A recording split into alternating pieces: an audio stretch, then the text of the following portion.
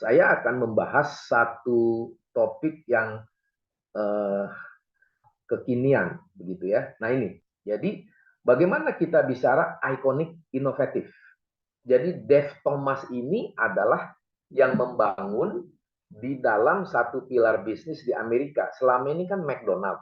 Nah dia masuk ini. Nah waktu dia masuk, dia memberikan sesuatu yang berbeda dari nama anaknya.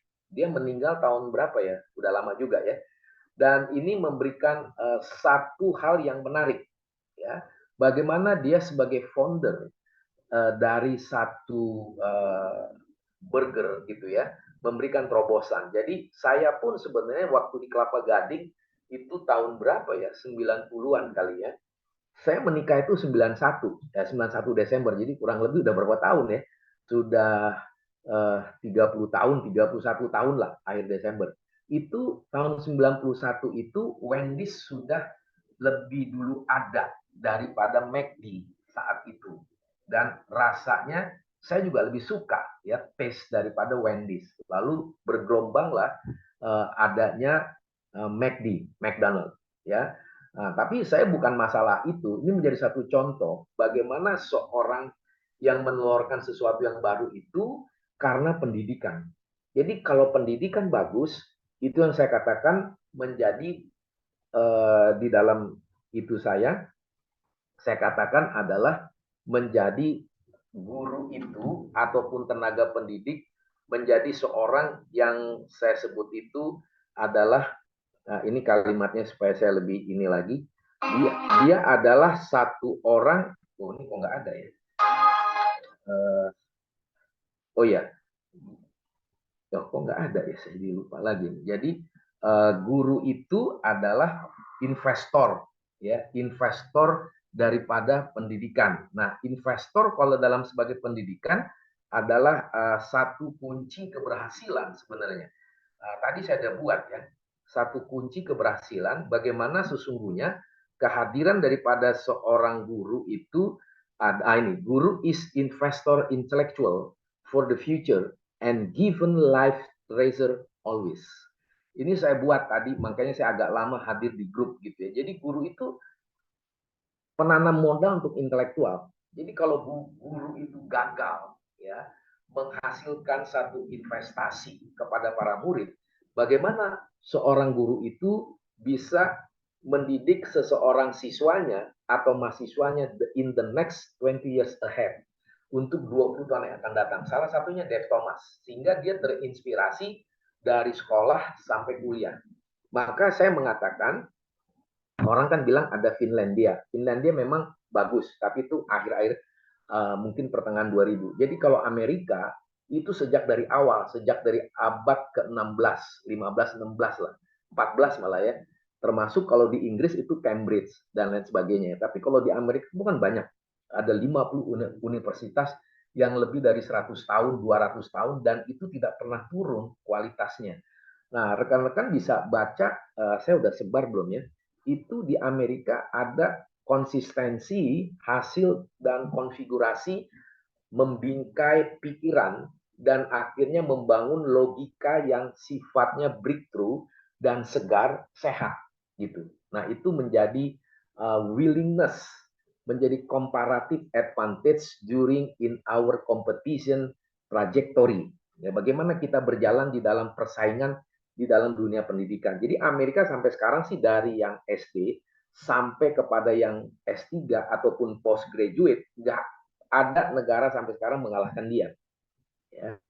Kenapa? Karena memang sudah satu investor intelektual ratusan tahun. Dan mereka selalu mengajarkan satu cara bagaimana student, siswa atau mahasiswa mengerti satu mindset dan observasi dan mengabsorb, menyerap semua yang dibingkai, dibagikan oleh para guru atau dosen. Jadi di Amerika itu dari sejak kecil, saya udah bahas waktu itu tentang bulan lalu waktu saya di Semarang di hotel. Waktu itu jadi saya tetap adakan generasi alfa. Jadi generasi alfa, cuman waktu itu saya lupa karena keluar kota membawa satu hal, satu semacam video gitu ya atau semacam TikTok. Sebenarnya bukan TikTok sih ya. Jadi orang tuanya ini merekam umur 5 tahun. Bagaimana dia mengekspresikan public speaking-nya begitu sempurna, berbicara 15 detik, kontennya dalam. Itu umur di bawah 5 tahun. Bayangkan, saya lagi berpikir, ada nggak orang Yesus seperti ini ya? Nah, itulah satu kunci bagaimana narasi dibangun dengan kekuatan logika, ekspresi, jiwa, dan gestur, mimik, muka, mata, tatapannya seperti apa. Inilah success story dari seorang anak-anak yang sudah ada dari dulu sampai sekarang pendidikan di Amerika, tanda kutip gitu ya. Nah, ini sebenarnya menjadi sukses yang bertahan di dalam setiap orang karena dosen, karena guru. Jadi, guru dan dosen itu boleh dibilang kalau istilah saya itu jadi seorang nabi, tanda kutip ya. Seorang nabi yang ada di permukaan bumi ini, di negara setiap orang, bagaimana mengedukasi, memberikan inspirasi yang sifatnya iluminatif. Nah, sesuatu yang iluminatif akan menstimulasi dia mencoba cari tahu. Istilah filsafatnya epistemologi. Jadi mencari tahu yang dia masih ragu. Atau mencari tahu yang dia tahu masih dia belum tahu pasti. Atau dia mencari tahu, dia sudah tahu, cuman mengkonfirmasi ketahuannya dia, yang apa yang dia tahu itu bukan sesuatu yang tunggal, tetapi apa yang dia tahu itu mendengarkan satu point of view atau perspektif yang sifatnya dalam bahasa Inggris itu wider horizon, keluasan pemahaman pemikiran. Inilah yang akhirnya setiap siswa, mahasiswa itu nggak perlu banyak nyatet sebenarnya. Nah, kenapa saya ngomong gitu? Karena saya ini kan lahir besar dari keluarga yang sangat miskin, sangat miskin. Karena papa saya itu dari PUPR, kepala inspektorat, tapi tidak korupsi. Jadi hidupnya susah, begitu ya. Maka dari lama-lama akhirnya ketendang lah istilahnya begitu ya. Nah, dari situlah papa saya mengatakan, papa ini nggak ada duit. Papa ini nggak korupsi. Papa ini hanya mengajarkan kamu baca Kompas, Intisari, dan kamu harus banyak nanya. Jadi waktu kami kan Kristen ya, kamu Natal, kamu tidak selalu memikirkan beli sepatu, beli baju setiap tahun. Kami itu 5 tahun sekali, ya kan? Dan saya cari duit tambahan, saya masih SMP atau SD, saya jalan keliling di kampung, waktu itu di Pulau Asem, di Romangun, itu masih banyak pohon-pohon gitulah, seperti itu ya. Lalu bikin pertandingan bola, saya bikin jualan es mambo, keliling kampung, begitu ya. Karena saya dulu jago main bola, akhirnya saya suka banyak orang yang nonton, saya cari duit, bikin pertandingan. Itu kelas 1 SMP atau kelas 2 SMP. 50-11, tapi nggak gratis. Saya juga bingung nih kalau udah umur segini, gila, umur 13 tahun 50-11, semua harus bayar. Pendek ceritanya, akhir dari pertandingan itu, mengatur itu, saya bikin pertandingan sini lawan ini, bawa penyisian, dari dulu tuh udah belajar begitu ya. Kelas 1 SMP, akhirnya saya mendapat untung 1.000 perak. Saya sama adik saya, dia lebih tinggi dari saya gitu kan, dia kiper, saya penyerang gitu ya. Nah, saya juga pelatihnya, pendek cerita gitulah. Mendapat 1.000 perak, akhirnya bisa bayar uang sekolah 1 tahun bersama dengan 1.000 perak atau 2.000 perak lah. Bisa bayar uang sekolah. Ya, saya juga jualan es mambo keliling ya segala macam. Nah, itu menjadi satu inspirasional dari papa saya dan guru-guru saya waktu SD. Dan saya menonton pertandingan sepak bola World Cup 1974. Itu kesebelasan Belanda, Johan Cruyff gitu ya. Nah, dari situ saya belajar filosofi mengenai bola, filosofi leadership, filosofi mengenai permainan, filosofi tentang time management, dan filosofi bagaimana booster segala sesuatu di dalam hal kita mencapai sesuatu. Nah, itu menjadi satu investasi intelektual sejak saya kelas 1 SMP. Tapi sejak SD saya sudah banyak baca dan banyak bertanya ke papa dan banyak bertanya di kelas, dan akhirnya guru tidak senang. Ya, is okay lah begitu ya. Tetapi terus berjalan. Nah, dari sinilah saya memberikan satu topik, the iconic and innovative. Inilah Dave Thomas. Bagaimana dia mengajar anaknya yang bernama Winda. Nah, akhirnya dia bentuklah makanan ini menjadi Wendy, gitu ya. Nah, dia membangun satu ikonik dari nama anaknya. Nah, anaknya inilah menjadi inspirasi, menstimulasi bagaimana percakapan antara papa dengan anaknya yang bernama Winda menjadi Wendy. Nah, dari situlah dia menghasilkan satu ideas, ya. Jadi satu inovasi yang dikaitkan dengan ikon dari anak sendiri menjadi merek. Nah, dua hal ini menjadi konfigurasi yang saling melengkapi dan mendapatkan satu kepastian. Jadi kalau bahasa Inggrisnya trajectory of competition, bertarung di dalam dunia kompetisi. Nah, hal inilah yang menjadi papanya ini Dave Thomas memberikan satu kesimpulan, because of what, dia bilang. Kenapa? Salah satu prinsipnya dia mengatakan pendidikan.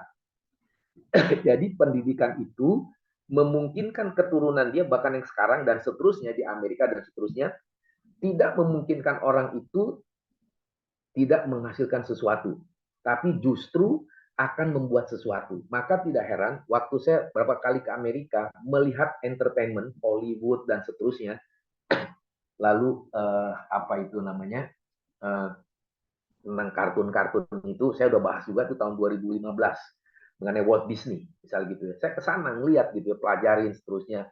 Belum lagi misalnya tentang bisnis, tentang pendidikan. Jadi museum. Saya suka tuh kalau keluar negeri, mau ke China, mau ke Amerika waktu itu dengan UNJ dengan Profesor Muneri. Jadi saya bilang kita ke museum misalnya.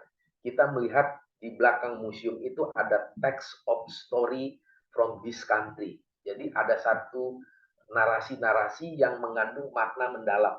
Kalau itu kita tidak pelajari, menjadi the poorest of thinking, satu kemiskinan di dalam pemikiran. Jadi hal itulah yang memungkinkan Dave Thomas yang saya langsung ke sini, iconic and inovatif. Jadi inovatif itu sesuatu yang high cost.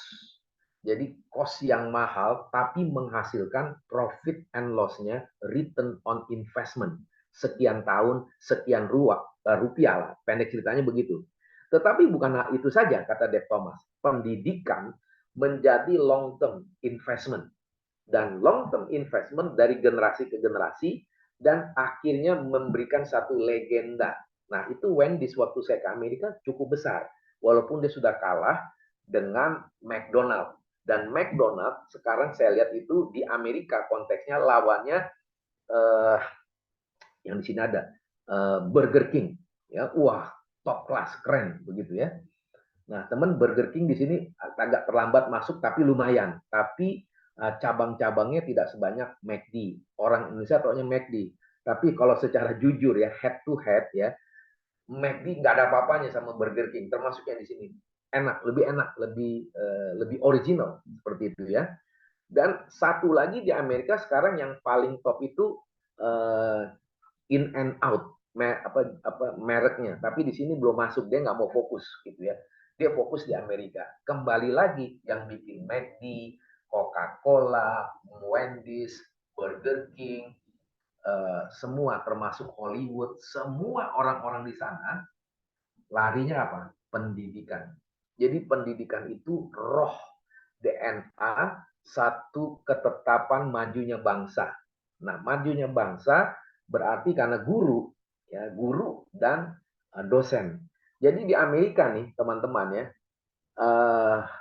yang namanya rohaniawan dan yang namanya edukator gajinya paling tinggi. Ini saya buka saja nih, ya, bisa dilihat lah di Google gitu ya. Yang mengajar anak SD, ya SD sampai SMA gajinya setahun itu dalam dolar ya, 65.000 dolar. Jadi rata-rata 5.000 dolar per bulan. Itu sesuatu yang umum. Nah, tapi kalau dia ngajar S1, S2 itu bisa sampai 200.000 dolar satu tahun. Jadi yang namanya dosen, yang namanya guru di Amerika itu top class. Lawannya IT sama dokter ataupun pengacara. Jadi yang namanya pendidikan tuh kelasnya tinggi. Kenapa? Karena dia investor intelektual. Nah, itu rekan-rekan yang menjadi inspirasi. Maka saya katakan begini, ya. Jadi di dalam kita memahami, ini point of view saya, POV gitu ya. The only impossible journey is the one you never begin. Ya, jadi segala sesuatu di dalam petualangan kita itu tidak akan mungkin bisa mulai. Ya, jadi the only impossible journey. Jadi satu petualangan yang tidak mungkin adalah yang tidak pernah kita mau mulai. Itu adalah satu kegagalan, itu adalah satu bunuh diri dari dalam. Dalam arti bukan bunuh ditusuk ya. Bunuh diri dia tidak akan mampu dipakai oleh zaman. Jadi rekan-rekan, kalau kita tidak dipakai oleh zaman, itu satu kerugian total. Orang Jawa katanya gatot kowe, gagal total. Kalau wes gagal total ya susah. Umur kita udah berapa misalnya. Jadi di Amerika itu saya juga udah banyak sih bahas itu ya tentang life management gitu ya. Jadi salah satu unsurnya adalah di Amerika itu selalu mengatakan how old are you? Ya, berapa umur Anda sekarang? Dan yang kedua, how many books you read? Berapa buku yang Anda baca? And how many questions you will be asked to me as the apa istilahnya reviewer ya yang bertanya begitu ya. Maka waktu ke Amerika terakhir itu 2018 saya ke Los Angeles pergi ke kampusnya yang sudah meninggal guru manajemen Peter Drucker. Uh, Nama kampusnya apa yang terkenal ya? Sorry saya agak lupa gitu ya. Claremont University. Itu besar, ramah semua. Itu summer saya datang, saya sama istri saya, anak saya lagi liburan sama sepupu yang lain begitu ya, mereka lagi pergi ke Walt Disney lah begitu kan, itu dekat di Los Angeles, gede gitu ya. Nah di situ saya kaget, ya kagetnya kenapa? Ternyata mereka tuh bukunya begitu banyak dan orang yang antri dan itu summer itu kan kelasnya tidak banyak subjeknya dan pakaiannya lebih santai ya pakai kaos bahkan celana pendek gitu mau perempuan mau laki gitu ya dan di kelas itu juga tidak banyak karena kuliahnya agak mahal kalau summer tapi orang biasanya ngambil 4 mata kuliah satu kuliah berapa dolar lah etc begitu ya untuk cepat tamatnya gitu ya. Nah apa yang terjadi di sana waktu saya diskusi dengan seorang direktur di sana saya nggak tahu dia direktur di kampus itu ya untuk S2 S3 ternyata dia memancing-mancing saya. Dia pikir nih orang ngerti nggak, pernah baca nggak nih bukunya Peter Drucker. Saya nggak sadar. Jadi diskusi saya ngomong begini begitu. Oh dia tertarik. I think you better join with us, apply about doctor studies. Dia bilang gitu ya tentang manajemen, tentang Peter Drucker. Because you know so many things about Peter Drucker itself. Dan engkau sudah banyak baca dan memberikan satu inspirasi. Saya kagum dengan Anda sebagai orang Indonesia. This is the first time I know from you. You ask many questions and you share about all things Peter Drucker's thinking about management itself. Jadi dia tertarik begitu ya. Saya bilang, wah saya sudah apply ke Universitas Jakarta, UNJ, about education. What education? Ya, saya bilang. Oh, dan saya tidak ada uang, saya bilang. Dan saya datang ke sini, saya tidak ada izin, tapi saya yakin saja sebagai seorang sales, sebagai seorang marketer, sebagai seorang strategik, saya tidak pernah malu ambil resiko. Yang penting gue mau kuras ilmu daripada Claremont University. Dia kaget gitu ya. Oh kamu belum janji? Belum. Tapi saya tahu universitas ini bagus dan seorang guru manajemen yang top kelas sampai sekarang nih, Peter Drucker. Saya bilang, dia langsung, wow, wonderful, yes. We proud with him, even though he already passed away. Dia bilang, walaupun dia sudah meninggal. Maka di situ yang kedua, stay focused on a vision, be creative and productive, go beyond. Bayangkan seorang dosen, seorang guru harusnya melihat bagian-bagian ini. Bagaimana kita tetap punya fokus karena ada visi. Tapi visinya mengerjakan sesuatu yang kreatif, bukan sesuatu yang kaku dan apa ya sulit berkembang. Jadi kalau dari dulu nih, waktu saya di kampus mengajar, ada interaksi. Jadi saya tidak pernah mengatakan, oh sebagai dosen, sebagai orang yang ditakuti. Tidak. Ternyata di Amerika juga gitu, termasuk anak saya. Dia bilang, papa, di Amerika itu kita harus banyak bertanya. Dosen dengan murid itu sebagai teman. Jadi kalau kita debat, sekali lagi bukan debat pukul meja gitu, debat pikiran, ide, banyak referensinya, jurnal juga. Anak saya tuh bilang jurnal itu minimum tuh 20 buku. Minimum 20 buku. Dan harus memberikan satu konfigurasi suggestion apa yang harus dikatakan untuk menulis satu temuan. Jadi di Amerika itu sangat advance gitu ya. Dari kecil sampai kuliah. Lalu saya tanya, bagaimana kesan kamu? Iya Pak, Jadi waktu saya bertanya segala macam, dosennya mengatakan kita bisa diskusi lagi di kafe. Jadi kampusnya itu kan hampir sebesar UI gitu ya. Yang di Depok besar sekali, ada taman, ada apa, perpustakaan, kafenya. Nah, karena di dormitori uangnya udah termasuk uang makan dan segala macam. Nah, diskusi mereka di sana. Jadi tidak ada lagi semacam, oh saya dosen, saya benar. Enggak. Please you ask question to me as your professor and then debate. Dia bilang, if we debate, please according to your references. Apa yang kamu dapat referensi, dan itu kamu harus analisis. Dan memberikan satu konfigurasi pikiran menjadi satu tambahan atau impactful ideas between you as my student and me as your professor. And then you continue whatever you do and then try to talk with your friend and me and the other places. Jadi kamu harus biasa melihat segala sesuatu. Jadi di Amerika itu yang namanya students, yang namanya profesor, itu keluasan wawasan itu sudah terbiasa. Ya bukan sesuatu yang disombongkan gitu ya.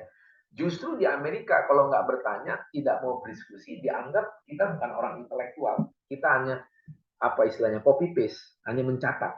Itu sesuatu yang dianggap kita itu mengeraskan keputusan pribadi yang akhirnya tidak ada lagi long term vision. Seperti saya katakan tadi kan investor intelektual. Jadi iconic and innovative look beyond industrial impact boundaries. Industri ini bukan hanya soal pabrik gitu ya, tapi semua hal termasuk dari segi education. Ya, saya cepat lagi. Nah, di sini. Nah, ini menjadi satu hal yang saya pikirkan again, a fantastic day start with a fantastic set of ideas. Ini saya dapatkan waktu saya ingat kuliah MBA di luar negeri. Jadi dosen itu selalu mengatakan, if you come in this class, join with me in this class, whatever the subject, you listen, watching with me, dia bilang, with other lecturer, kamu harus berpikir, setiap hari kamu masuk, kamu sudah siapkan pertanyaan, setiap hari kamu masuk, kamu debate dengan saya, debate dengan mahasiswa yang lain, dan juga memberikan satu benih-benih otak yang ada di dalam logika kamu, menjadi ide-ide yang fantastik, menjadi satu benih yang kamu juga harus mengembangkan diri, kamu dengerin teman, dengerin saya sebagai profesor, dan juga mendengarkan satu pertikaian di dalam menggarap logika yang terus kita terobos dengan konteks kekinian. Jadi dari pelajaran saya mengambil S2 luar negeri, itu perdebatan itu harus ada referensi buku yang ada datanya. Jadi terbiasa dengan data dan analisa. Nah, saya terbiasa tuh dari kecil sampai sekarang, ada data saya analisa. Dari data analisa saya speak up, saya berbicara dan memberikan satu sederhananya konfigurasi ideas. Jadi ide itu sesuatu yang mahal. Jadi ide itu sesuatu yang serius. Kenapa saya mengatakan gitu? Ya saya sudah terbiasa dengan hubungan Eropa Amerika, dan sekarang nih sejak 10 tahun terakhir Cina itu, Tiongkok maksudnya itu kaya sekali orangnya. Jadi waktu saya ke tahun berapa tuh 2016 saya ke Amerika beberapa kota, lalu 2018 ke New York, ke segala macam lah ya, ke Chicago. Setiap saya ke kampus, kampus yang super super top gitu ya, mau Harvard, MIT, Columbia dan seterusnya gitu. Selalu banyak orang Tiongkok dan baca bukunya, ya biasalah di Amerika juga baca ya, mereka biasa baca gitu ya.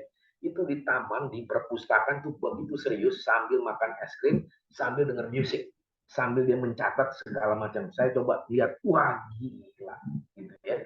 Itulah menjadi satu bagian hal yang mereka begitu yakin mau mengalahkan Amerika, dan itu terbukti kan dari segi intelektual, dari segi IT, dari segi manajemen dan segala macam. Walaupun mereka tetap memikirkan bagaimana mereka fokus seperti budaya orang Tiongkok is normal, tapi mereka akhirnya meyakini, menyadari bahwa Amerika the greatest education in the world until now. Dia bilang, even though dia bilang kami mencoba bersaing mengembangkannya, tapi karena kami tidak terbiasa dengan satu buku-buku yang advance, yang kekinian agak terlambat. Tapi kami yakin dan percaya dalam teknologi, membangun pesawat, infrastruktur, dan lain sebagainya, mereka sekarang sudah mengalahkan Amerika. Gitu kan. Udah kalah Amerika. Dan Tiongkok itu sangat kaya, ini bukan main. Jadi mereka banyak duit, banyak resources, infrastruktur bagus, dan banyak orang pinter.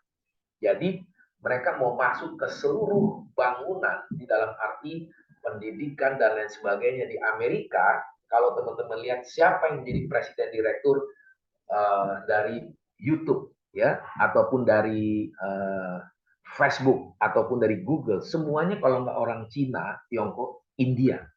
Jadi ini sesuatu kemajuan yang sangat advance. Selama ini orang Yahudi, gitu kan? Yahudi kan sedikit, tapi orang Cina sama orang India itu kan banyak. Jadi sekarang mereka maju-maju. Jadi di mana-mana di Amerika itu India sama Cina gajinya besar-besar. Mau jadi dosen, mau jadi guru. Dan jangan lupa nih, di Amerika itu India sama Cina itu jago matematika, ya, dan juga akuntansinya, ya, dan juga sekarang mereka lagi IT-nya gitu. Jadi fantastic seed of ideas itu yang menjadi keunggulan dari mereka. Nah, sekarang saya masuk nih di dalam yang lebih luas, lebih advance. Jadi saya menggambarkan gini, sebelah kiri dan kanan ini gambar saya lah. Yang sebelah kiri saya yang ini ya adalah today business owner. Business owner ini maksudnya pendidikan ya, bisnis semualah dalam bidang aspek apapun. Jadi pemilikan daripada satu usaha menghadapi satu landscape yang tidak pasti. Ya mau institusi pendidikan, hukum ya dan segala macam. It's seemingly unpredictable times, comprehensive strategies are proactive, resilient, and competitive. Jadi saat-saat ini sepertinya tidak bisa dilukiskan dengan sesuatu yang rutin. Jadi perlu segala sesuatu di dalam perubahan itu comprehensive strategies and proactive resilience. Maksudnya apa nih? Di dalam setelah ini konteks setelah COVID ya. Setelah COVID ini sebelum COVID atau menuju COVID dan setelah COVID adalah semacam unpredictable.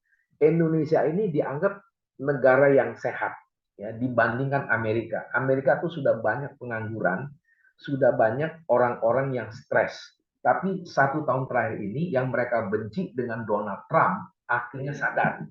Donald Trump pernah mengatakan orang India sama orang Cina itu, Tiongkok maksudnya itu super hebat. Mereka menguasai pelajaran matematika, IT segala macam. Tapi you yang bule-bule, dia bilang gitu, yang kulit putih khususnya sudah asik dengan duit. Jadi nggak mau ngambil S2, nggak mau S3. Jadi yang ngambil S1 di Amerika, teman-teman nih semacam, anak saya kan juga di sana kuliah ya, dan keponakan saya juga gitu, beda negara bagian. Yang masuk S1, masuk nih S1, rata-rata umur 30. Kenapa? Lulus SMA-nya orang tua nggak kasih duit lagi, kerja dia. Mereka ada duit, tapi mereka suruh kerja, terutama untuk middle income. Middle income tuh papanya rata-rata gaji 10 sampai 15 ribu dolar sebulan gitu ya. Tapi orang Amerika haram hukumnya. Lulus SMA masih dikasih makan, cari duit sendiri. Nah, akhirnya perubahan kultur, perubahan saingan, perubahan kebiasaan dan tantangan-tantangan dari hedon di sana dan consumable itu akhirnya mereka beli baju ini, beli baju itu, akhirnya sesuai dengan musim itu 4. Jadi setiap musim panas, wah mereka beli musim panas. Nanti mau masuk musim gugur, dijual bajunya. Harganya lebih murah segala macam. Jadi di Amerika kalau ada potongan-potongan harga itu benar. Kalau di sini kan bilang 70%, padahal bukan 70%. Kalau di Amerika benar, begitu ya. Dan yang kedua ada di sini dikatakan learn how can help build business resilience and competitive advantage. Jadi bisnis sekali lagi bukan bisnis pabrik aja, tapi semua hal gitu ya. Bagaimana kita bisa dapat belajar dan mengembangkan satu landscape yang kita bisa bertahan di dalam keterperosokan, keterpurukan. Karena kita bisa melihat competitive advantage, keuntungan daripada keunikan dari satu korporasi, apapun itu, mau pendidikan, mau rumah sakit, dan sejenisnya ya. Semua harus dibingkai ulang. Nah, kalau di reframing, dibingkai ulang, pasti saya melihat itu ada 10 hal yang di tengah ini. map your business landscape. Jadi kita harus membuat satu landscape, satu map yang terdeteksi dan terurai. Maka yang kedua, define, win the game. Jadi kita harus mendefinisikan satu game, permainan yang mampu bisa ada kemenangan. Jadi bukannya sesuatu yang salah gitu ya. Win itu, kemenangan itu bagaimana kita mengkonfigurasinya dan membuat arsitekturnya dalam mapping yang sudah didefinisikan satu bentuk permainan yang sifatnya intelektual dan sifatnya jangka panjang gitu ya. Nah, di Amerika ini dengan kondisi sekarang mereka lebih banyak nabung. Jadi mereka ikut gaya Cina, Tiongkok dan juga gaya orang-orang India. Jadi mereka sekarang kuliah lagi dan mereka sekarang di Amerika startup itu banyak 1 juta orang keluar dari kantor untuk mulai bisnis karena India dan pengaruh daripada Cina gitu ya. Nah, yang ketiga, invest in the new business model. Saya sering banyak ngajarkan ini dalam dunia bisnis gitu ya, mini MBA gitu ya. Nah, kenapa saya bilang mini MBA? Jadi lebih banyak praktisnya, teorinya hanya 20%. 80% itu lebih ke aplikasi, maka teman-teman saya yang dosen-dosen itu yang juga dosen juga pengusaha praktisi gitu yang ngajar. Nah, semuanya itu menjadi satu adaptasi yang adaptability dan juga ada keuletan itu dibangun. Maka invest in the new business model. Nah, saya membuat disertasi di UI waktu itu mengenai strategic planning dengan model bisnisnya adalah apa sih istilahnya, kok saya jadi lupa ya. Itu padahal saya sudah jalankan itu waktu saya kerja di perusahaan asing dan saya masuk bagian daripada tim yaitu balance scorecard. Jadi new business style balance scorecard itu memang advance ya. Jadi waktu saya buat disertasi itu di UI, saya diminta untuk ngajar juga oleh rektor, dia orang Aceh, saya lupa lagi namanya siapa. Sekarang kan Pak ini ya dulu dia dekan di Fakultas Ekonomi. Nah, waktu saya membuat itu, mereka kaget temuan-temuan yang ada dari model bisnis yang lebih advance ya, balance scorecard gitu ya, balance scorecard. Yang keempat, sharpen core business and leadership skill. Jadi kita harus pertajam bisnis apapun dia, ataupun pendidikan, ataupun medis, kedokteran, hukum segala macam. Kalau untuk hukum, saya kagum dengan Hotman Paris. Jadi dia tidak murni hukum sebagai lawyer, tapi bagaimana dia memberikan pengaruh, gitu ya. Dia gabungkan marketing, public speakingnya, strateginya, dan bagaimana dia mengadopsi pikiran-pikiran marketing menjadi simbolitas dia ke masyarakat dan kepada calon klien dia. Itu yang bagus sekali. Maka sebenarnya Nadiem Makarim itu sudah bagus ya, terlepas perdebatannya sudah bagus bagaimana mahasiswa itu harus masuk ke industri. Jadi dia sangat mengaplikasikan konteks Amerika karena dia lulus di Amerika ya. Jadi di Amerika begitu mau 4 tahun, mau tahun kedua, tahun ketiga tuh mereka sudah main aplikasi, mereka turun kerjasama dan segala macam. Seperti anak saya juga begitu. Sejak tahun kedua dia sudah berkarya dan apa namanya ya, harus bekerja gitu ya di salah satu, dia kan ambil education dan psikologi gitu ya. Dalam education dia harus datang ke salah satu sekolah, berapa lama dia kerja di situ dan dibayar, itu nggak dibayar lagi, tapi karena sekolahnya sekolah yang tanda kutip abu nafis segala macam, itu dia mengajar di Montessori. Kita tahu ya, Montessori itu kan sekolah yang sangat terkenal sekali untuk SD dan segala macam. Nah, bagaimana dia mengajar di sana dan dia diskusi sama saya. Papa di sana di Montessori itu memang unik. Jadi kelas 1 sampai 3, 4 sampai 5, 6 itu digabung. Dan discussion itu so rich and deep thinking. Jadi satu tugas-tugas, ada case study dan mereka harus berbicara dan mereka harus debate. Itulah Amerika ya. Jadi sharpen core business and leadership skill. Bagaimana dia menjaga anak-anak itu tidak sekedar marah tapi diskusi, memberikan ilustrasi dan akhirnya di kelas itu sesuatu yang fruitful, sesuatu yang indah. Maka how to turn failure into a learning opportunity. Jadi bagaimana dari satu kelemahan, kesalahan, kegagalan itu bisa dipelajari menjadi kesempatan, bukan stres menjadi apa sesuatu yang sangat menjengkelkan gitu ya, sangat menakutkan dan sangat membosankan. Itu harus dirubah, harus dibalikkan, tidak lagi mental illness gitu, tetapi menjadi sesuatu yang sangat relevan.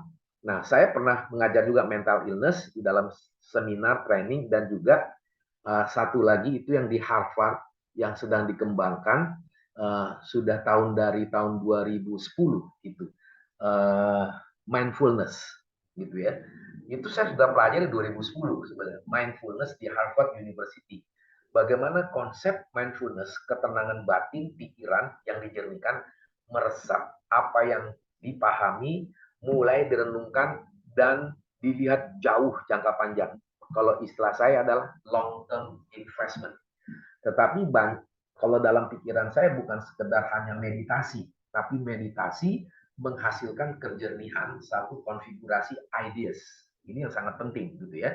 Jadi yang keenam, saya tidak terlalu panjang ke sana, unlock your own potential and open eyes to the importance of adaptable and resilient mindset and setting clear learning intention. Nomor 6 ini paling susah, tapi sekaligus menjadi satu temuan dan akhirnya kita berlari-lari dengan tujuan.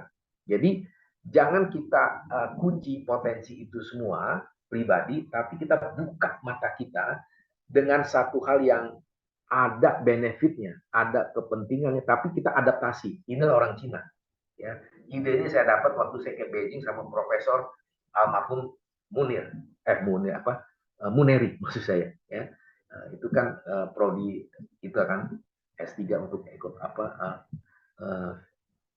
pendidikan ya. Nah, di situ saya mempelajari dan saya diskusi sama beliau di atas pesawat terbang karena dari Beijing ke Hong Kong ke Jakarta itu hampir berapa jam, cukup lama, hampir 10 jam kali begitu ya. Dan resilience, mindset and setting clear learning intention. Jadi ada satu mindset yang dirubah dari Guel Dweck. Kita Guel Dweck pernah belajar tentang growth mindset.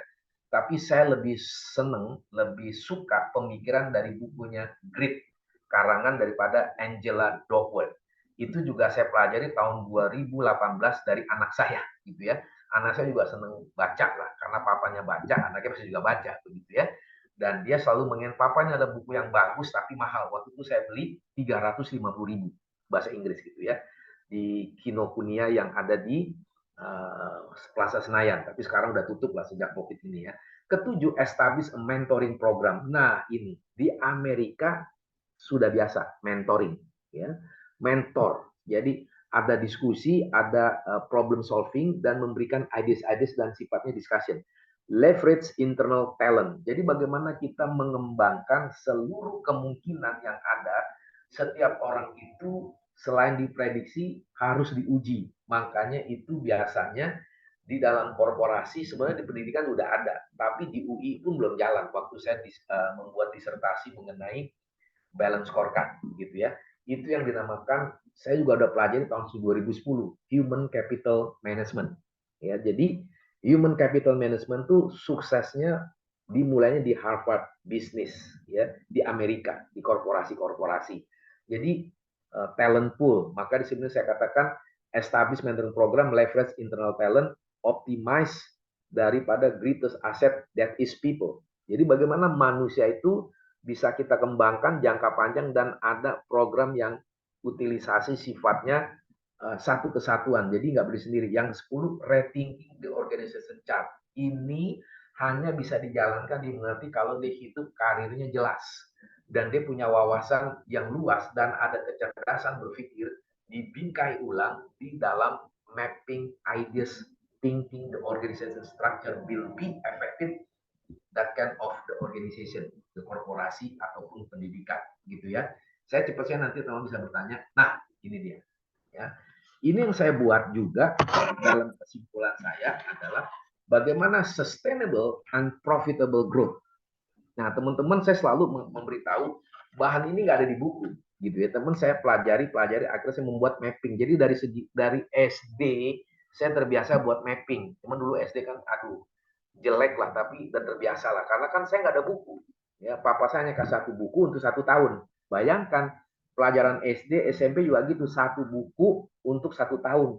Jadi dari kelas 1 sampai kelas 6 bukunya 6. SMP juga gitu, kelas 1, kelas 2, kelas 3. Mau matematika, mau geografi, mau apa, satu buku. Jadi terbiasa, papa saya bilang, kita nggak ada duit, papamu bukan koruptor, maka duitnya terbatas, kamu harus membuat apa yang kamu pelajari, kamu petakan. Nah, kayak gini, jadi udah terbiasa begitu. Jadi bukan sesuatu yang aneh. Jadi sifatnya saya bukan hafalan, ideasnya apa, nancep ke otak saya sama adik-adik saya, scanning. Jadi di scan, apa yang dibaca, dipikirkan, tanya ke gurunya, dan gurunya akan ingat sama kita, dan gurunya menghargai kita, dan kita pun respect sama guru kita, dan kita melihat teman-teman kita akhirnya bergantung sama kita, berinteraksi yang sifatnya intelektual. Maka saya sebut sustainable and profitable growth. Jadi kita bisa bertahan, dan kita bisa bertumbuh, berkembang, sedemikian rupa ada satu nilai keuntungan. Kalau di dalam bisnis, duitnya berapa? Misalnya profit and loss-nya. Yang kedua menjadi turbo charge. Jadi ada tenaga yang lebih aktif, yang lebih berkuat sebagai nilai utama. Maka itu menjadi satu, ini ada agak tutup ya, innovate and expand adjacency growth. Artinya ada inovasi dan juga bagaimana mengembangkan itu harus mempunyai titik temu dengan growth. Jadi inovasi dan satu keluasan perkembangan itu harus berdekatan dengan pertumbuhan. Kalau itu nggak bisa dong, begitu ya. Maka garis yang selanjutnya ignite and bring to growth. Jadi perlu ada satu hal yang bisa di ignite itu dinyalakan, ya, bisa sesuatu yang berkembang sedemikian rupa selalu kaitannya dengan growth, ya, di dalam hal apapun. Maka di sini sustainable and profitable growth kaitan dengan brighter your thought. Bagaimana pikiran kita yang cerdas, yang terang itu, cerdas sama jenius beda. Jenius jarang, cerdas banyak. Cerdas masih dibagi lagi. Cerdas rata-rata, cerdas di atas rata-rata, dan cerdas sekali. Kan 3, begitu ya. Maka saya sebut itu brighter your thought. Jadi kita perlu nih, pikiran-pikiran kita tuh diperluas.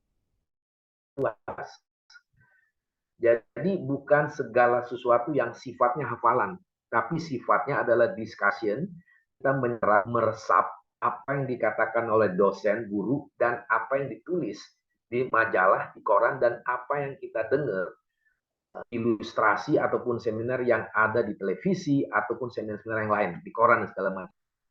Itu namanya satu fondasi, maka disebut creating business strategy. Sekali lagi ini bukan bisnis yang segala macam, tapi semua bisnis gitu ya. Kita harus membuat thinking every day. Bagaimana kita bisa buat strategi kalau kita nggak setiap hari berpikir menjadi satu momen bersejarah setiap investasi merobohkan logika yang sempit. Itu experience thinking every day. Maka dia sadar. Secara pribadi, saya jarang sekali mendengarkan apa dari televisi lokal. Televisi lokal hanya isinya gitu-gitu saja. Maka saya tahu nih, oh ini nanti di TV ini TV One, Kompas TV, contoh nih Metro TV, dan lain sebagainya. Saya paling lama sejam 2 jam. Lebih banyak saya televisi luar negeri. Saya pakai kabel gitu ya. CNN, CGTN dari China, tapi bahasa Inggris, bukan bahasa Mandarin ya, nggak ngerti gitu ya. Lalu dari Australia, dari BBC Inggris, dari apa lagi namanya, dari Singapura, dari Hong Kong gitu. Jadi pelajari 1 jam sana, 1 jam sini, semua masuk di otak dan menjadi satu experience thinking every day. Maka di sini saya sebut agile acceleration. Jadi satu akselerasi yang lincah sekali. Ini juga sudah saya bahas di 3 bulan lalu atau 4 bulan lalu ya, mengenai agile. Begitu juga tentang roadmap, blueprint, udah saya bahas gitu ya. Mungkin teman-teman bisa lihat di YouTube saya strategic Tosi Strategic Man gitu ya. Teman-teman bisa lihat di situ ya, bagian-bagian konfigurasi pikiran yang bisa menjadi perbenaran kita. Nah, ini semua ada kaitannya. Turbocharge kaitan dengan apa istilahnya ini, ke creating business strategy, experience, bisa agile acceleration. Tapi turbocharge ini juga ada kaitannya dengan brighter your thought dan seterusnya. Jadi apa yang saya bagikan ini menjadi pengantar saja ya. Jadi nanti Rabu depan Desember itu ada 4 minggu berturut-turut. Jadi setiap minggu hadir Bapak Ibu dan rekan, kami akan memberikan ini free semua. Kita memberikan satu sertifikat. Kita kirim bagi setiap peserta yang hadir. Ya nanti bulan Desember. Itu berarti 4 sesi atau 5 sesi. Ya, yang tadi sudah 4 sesi ya. Yang saya katakan tadi mengenai Tosi Education ini ya, bagaimana soal learning dan seterusnya. Ya. Lalu ada yang setiap Jumat table talk, itu juga temanya beda seperti salah satunya ini. Ya, jadi saya pikir itu dulu. Siapa yang mau bertanya dipersilahkan.